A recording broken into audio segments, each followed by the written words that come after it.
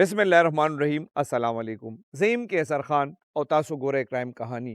ګرانو کتونکو د اورمړو تاڼې پولیس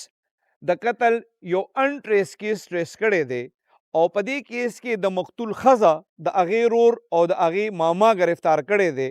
دې رپورټ کې به مونږ تاسو ته دا ټول تفصیل ښایو چې دا قتل څنګه شوی و، بیا کیس پولیس ټریس څنګه کو،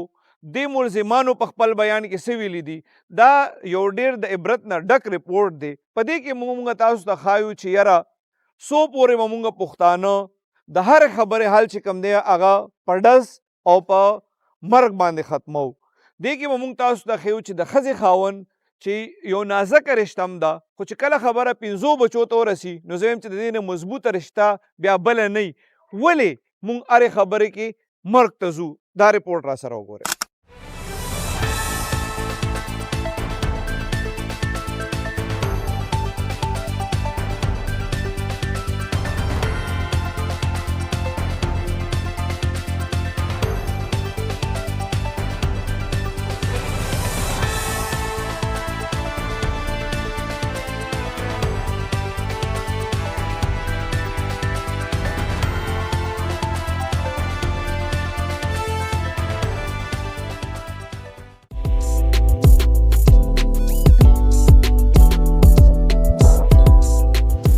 رسول الله خان دلته چې کوم د بلال الک لاش ملو شوی و،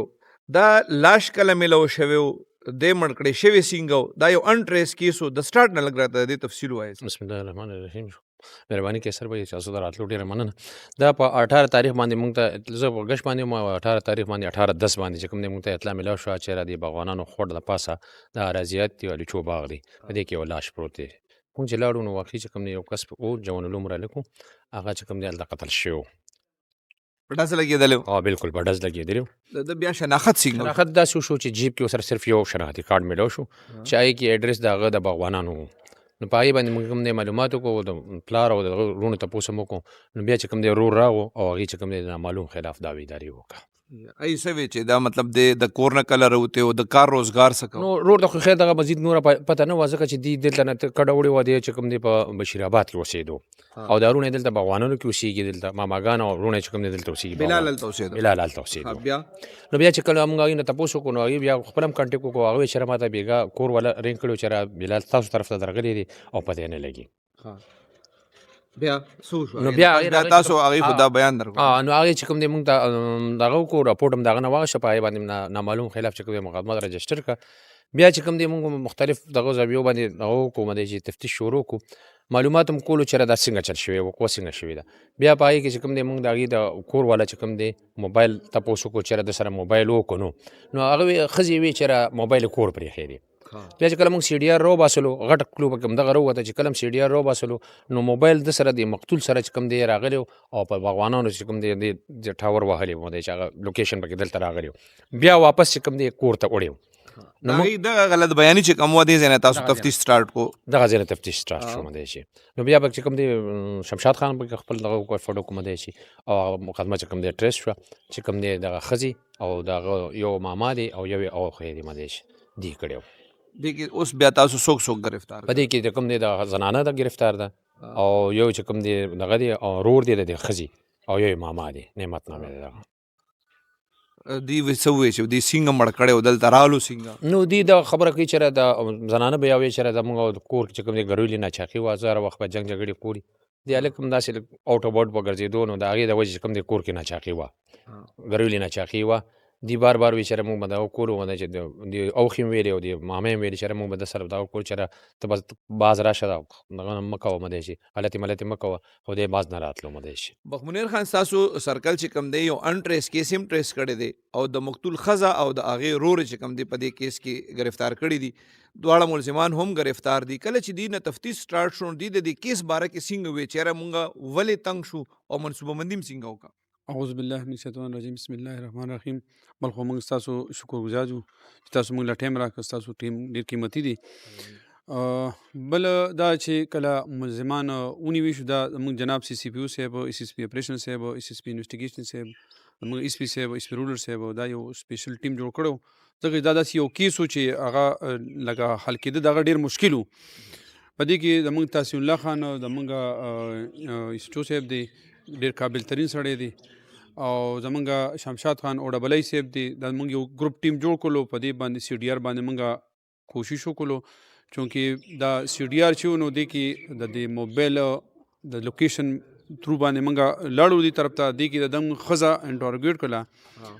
او هغې په دې د انټروګیشن کې هغې موږ ته دا ووایي چې د سره موبایل نو موبایل په کور کې و چونکې په موبایل باندې کاروي شو نه د موبایل د هغه لوکیشن نه هغه د وقوعې ځای ته راغلی و بیا واپس بشیر آباد ته تللی و په دې باندې موږ ته شک جوړ شولو او دا موږ دغه کړله بیا دې کې موږ ګرفتاري وکړله چې ګرفتاري وشو نو دوی موږ چې انټروګیټ کړه دوی په انټروګیټ کې بیا دا ووایي چې دا یو بدکرداره هلک و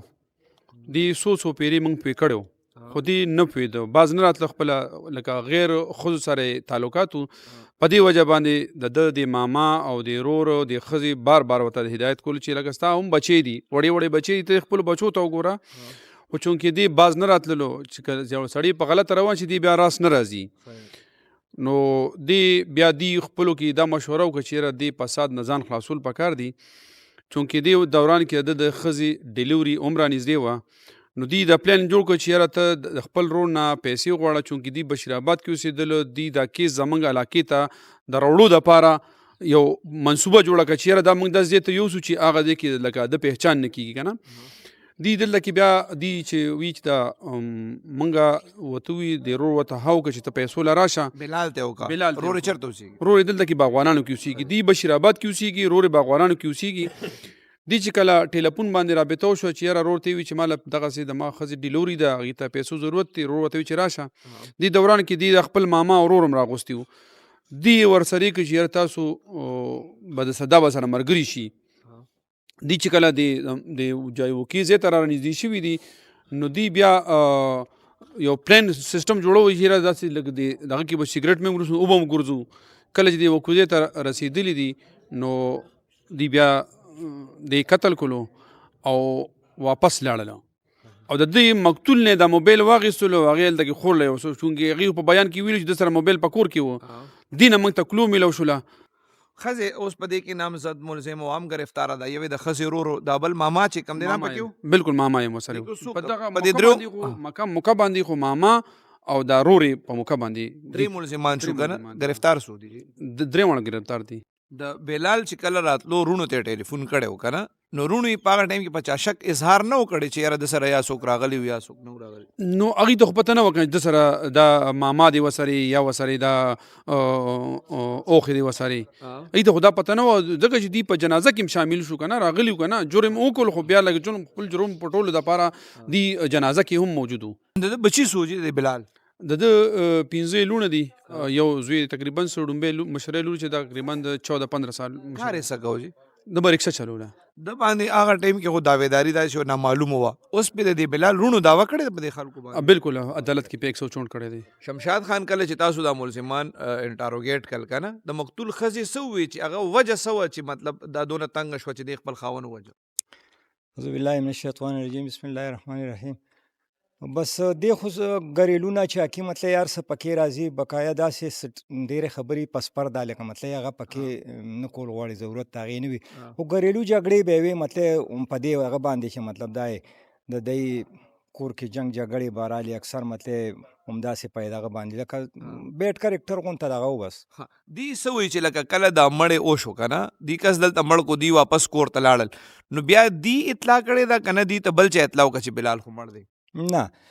دی چې کله دا مړ کو او دا موبایل واپس هلته ورسېدو نو تقریبا 9 بجو نه بعد داسې 10 بجو 9:30-10 بجې بیا د دې مقتول ورور ته د ښځې ټلیفون وکړو چې یاره بی ستا ورور خو ستا اړخ ته پیسو له درغلي او واپس اوسه پورې کور ته نه یې راغی نو هغه ورته وایي چې دلته خو مال هم نه یې راغلی نو بیا د هغې نه پس د تلاش شروع کړو خو دې ښځې به ورته هم دا وي هغه ورته وایي چې یاره بشیر آباد چوکۍ کې به راپورټ کړو دې ورته وایي چې نه دغلته کې وګورئ خو لکه هغې مطلب دا هغه ټایم شک شوبات خو نو دی ورته اطلاع وکړه چې ستا ورور راغلی و او مطلب پیسو له واپس نه یې راغلی نو نه پس بیا د تلاش په تبریر وکړم سبا باندې تقریبا د 10 بجو کې بیا موږ ته لاش میلاو شو او کم موبایل نه چې دا کیس ټریس شوی دی که نه کومه چې هغې غلط بیاني کړې ده هغه موبایل اوس چا سره دی بیا چا نه ریکور شو بالکل جی هغه موبایل چې دی نو هغه کم باندې چې مونږ کار وکړو کوم ایمې نمبر وغیره د هغې هغه موبایل چې دی نه ریکور شوی دی، باقاعده کور نه ریکور شوی دی او هغه موبایل چې دی نو هغه اوس قبضه پولیس دی په فرد مغشتي. څنګه چې تاسو مووی ډي اس پی صاحب مووی سچو صاحب مووی چې دی دغه یو غلط بیاني وکړه چې هغې وایي چې یاره موبایل کور کې پاتې شوی و، بیا تاسو په سی ډي آر باندې وکړه موبایل دلته راغلی و، که دا غلطي د دې نه نه وی شوی نو بیا به څه کیس به ټریس وی بیا؟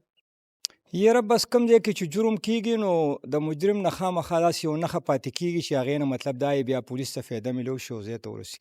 تقریبا بیا به نور مونږ په مختلفو پهلو بیا نورو تفتیش کولو او انشاءالله هم به بیا به هم ټریس کېدو، خو لکه دا په دې باندې لږ اسانتیا مونږ ته وشوه چې یاره مطلب دا دا موبایل چې دی نو دا واپس هلته کې لاړو، مطلب دا د مونږ په دې شک و شبهات پیدا شو، انټاروګیټ هم کوو، مطلب دې نه وقوع چې ونو دا ټریس وه. تاسو وایئ چې ملزمانو پولیس ته خپل جرم منلی دی، عدالت کې نه دی منلی، نو بیا څه ګڼئ دې ته به سزا میلاوي؟ یاره جی بس اوس عدالت چې دی نو هغه خو لکه مختلف اختیار دی، هغې خپل یو فیصلې وي، خو به هر حال عدالت کې ډېر کم خلک داسې چې کنفیشن وکړي نه مني. تاسو به دې ښځې ته ویلي چې خاوند خو دې مړ کو ته جیل ته لاړې نو د ماشومانو به څه کېږي، څه خپیماني ورته وه؟ بالکل جی اوس پیمانه دی. ګرانو کتونکو د پولیس خبرې تاسو واورېدې، ای چې کم کیس ټریس کړی دی نو واقعي چې د دې کار د تعریف قابل دی. څنګه چې تاسو واورېدل چې دغه ښځې خاوند به جنګ جګړې کولې او بیا د ښځې دا اقدام اوچت کړی دی چې په خپل رور په مدد باندې د خپل خاوند وژلی دی. دا څه پیلنۍ واقعه نه ده. زموږ د پښتنو معاشره کې څه چې هره معاشره کې د ښځې خاوند جنګ جګړې راځي، هلې دا پکار دی چې خلک کینی د علاقې مشرانو سره، د فیملی مشرانو سره او دا جرګه مرکه وکړي او دا خبرې چې کوم دي دا یا د ناراضګي چې کوم ده دا په ښه طریقې سره حل کړي. دی بالکل حل نه دی. که دې کیس ته مونږ وګورو نو سړی مړ شو، ښځې جیل ته لاړه، بچي همداسې پاتې شو. لږ د سمج او سوچ نه کار اخیستل پکار دي، داسې فیصلو نه ځان ساتل پکار دي.